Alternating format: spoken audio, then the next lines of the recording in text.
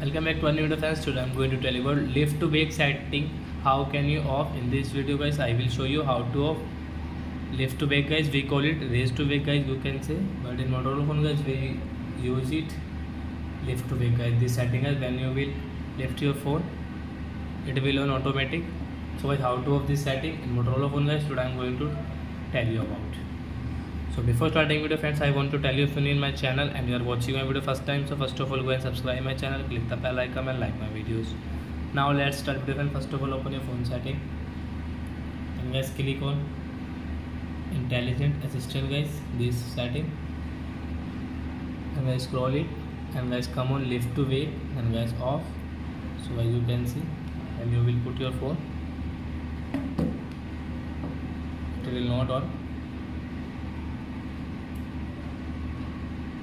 So I hope friends you have understood how to off this lift to wake setting in Motorola phone. So that's it guys, thank you for watching my video guys. Now we will meet on next video with new topic. If you want guys, please go and like and subscribe my channel.